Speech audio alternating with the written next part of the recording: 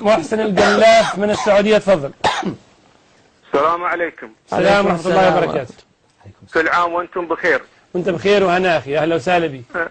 دكتور الله يبارك فيك، بس مثل ما احنا استمعنا لكم يعني تقريبا 19 حلقة، اتمنى يعني من اخوة الضيوف ان يعني يستمعون كذلك احنا للجمهور، يعني احنا الجمهور نعبر عن راينا بدون مقاطعة. الله يبارك فيك يا دكتور. يلا تفضل اخوي، تفضل ان شاء الله، تفضل. المهم في الموضوع ما نقاطع. يلا اي تعطيني مثل ما اعطيت الاخ السفي قبل شوي. الله يلا في الموضوع ما نقاطع، تفضل حنسمعكم. يلا دكتور، اول شيء عندي سؤال يطرح دائما عندنا في اوساطنا الشيعية. لماذا عند سؤال مفكرين وعلمائنا ومحاورتهم ومناظرتهم فإنهم يتهربون من الأسئلة ويراوغون، وعندما يطالبون بالدليل يأتون بنص لا يمت بالموضوع بصلة من قريب أو بعيد، بل إنه في وادي والإجابة في وادي.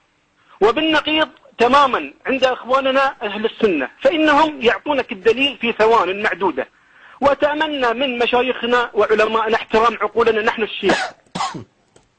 كذلك عندي سؤال إلى من يعزهم قلبي مثل الدكتور سعد والدكتور ثامر، مع احترامي الكبير واعتزازي لهم، لكن هذه رسالة من القلب للقلب. لماذا نحن الشيعة في حسينياتنا وجميع مناسباتنا الدينية والاجتماعية يا أخي لحظة نرب دكتور أرجوك، تفضل.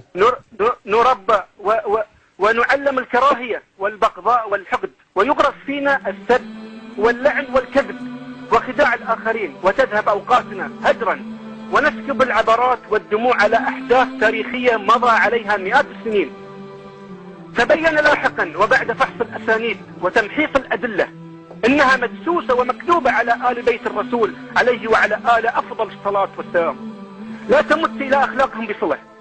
فوالله العظيم لقد سئمنا وتعبنا وشبعنا وأصابنا القسيان من لعن وسب وتكفير الصحابة وعائشة أم المؤمنين، حتى إن قلوبنا قست وأصبحت سوداء لا مكان للحب فيها. إلى متى نحن عامة الشيعة وتجارنا ونكد ونكسب لقمة عيشنا ثم ندفعها إلى مراجعنا ليأكلوا أموال الناس بالباطل؟ اللهم أرنا الحق حقا وارزقنا اتباعه، وأرنا الباطل باطلا وارزقنا اجتنابه. دكتور، نعم. أنا أرى أن قول الله سبحانه وتعالى ينطبق علينا نحن الشيعة، وهي الآية الكريمة: إنا وجدنا آباءنا على أمة وإنا على آثارهم مقتدون. وأرى يا دكتور الهاشمي أن هذه الآية تنطبق عليك أنت وعلى الدكتور جلال وعلى الدكتور نبيل وعلى العلامة علي الأمين وعلى قناتك المباركة، قوله تعالى: أولو جئتكم بأهدى مما وجدتم عليه آباءكم. دكتور، كلمة للدكتور التيجاني، فكثير ما اتهم هذه القناة واتهمك بالخبث، وأنا أسأل بالله وبحق محبة آل البيت، هل الدفاع عن آل البيت وعن تراثهم وتزكيتهم وترفيعهم عن ما لا يليق بهم هو خبث؟ اللهم اهدي قومي فإنهم لا يعلمون. وأخيرا دكتور، أقترح منح جائزة نوبل للسلام والحب للدكتور الهاشمي في دور الإفطار المتميز في توحيد المسلمين بين قلوبهم وعلى سعة صدر وكلام أخلاق. دكتور، آخر كلمة الله يخليك، تفضل. أعلنها من اليوم بفضل الله وبفضل هذه الحوارات الصريحة على هذه القناة المباركة والجهود المخلصة، فإني أتبرأ من هذه اللحظة من سب ولعن وتكفير كل الصحابة، وخاصة الخلفاء الراشدين أبو بكر وعمر وعثمان، وتبرأ من تشيع الصفوي وأعود وأرجع إلى تشيع العلوي، وأعلن حبي لكل المسلمين وكل الصحابة. ودكتور، أتمنى من الدكتور نبيل أن يتقي الله فينا نحن الشيعة. أطلب منه أن لا يكتفي بمكوثه في أوروبا، فنحن في ذمته وفي رقبته هو والدكتور العلامي. نعم، أنا مدعو بالإحساء والقطيف والمدينة وأكبر العلماء. نعم، لا أنساكم. دكتور، نعم دكتور اسمع، دكتور أنا الآن عندك، وإحنا دكتور نتبع لمرجعيتنا السيد علي السيستاني حفظه الله.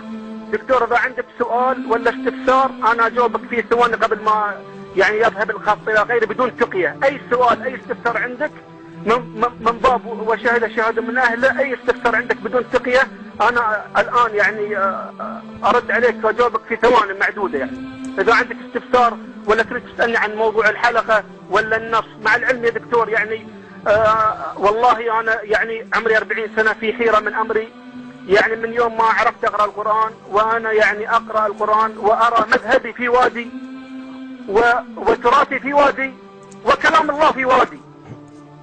والله عندما درسنا التفسير الحقيقي وجدنا أن والله لا فرق بين أبي بكر وعمر وعثمان. أخي الفاضل لو سمحت لي، هل يمكن أن أسألك سؤال؟ من هو الدكتور جلال؟ تفضل. نعم، هل يمكن أن تعرفنا بشخصيتك وبشخصكم الكريم؟ من أنتم وماذا درستم وما اهتماماتكم وأين تقيمون ومن أين تتصلون؟ دكتور أنا اسمي محسن القلاف، من عائلة شيعية، ومن عائلتنا معروفة عائلة تجار من تجار الذهب. القلاف معروفين من الشيعة المعروفين. ونحن من تجار الذهب يا دكتور ومعروفين. صح. ونحن يعني عندنا أقارب وأهل في جميع الخليج، وأنا من منطقة الإحساء.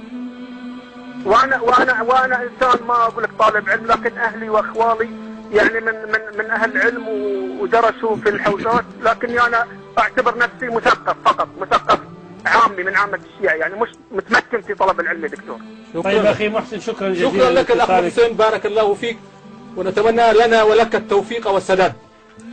شكرا أخي محسن على الاتصال، بارك الله فيك على كلامك الطيب، وإن شاء الله ربنا يلهمنا جميعا إن شاء الله، يهدينا جميعا الحق إن شاء الله حتى نعرفه ونعمل به.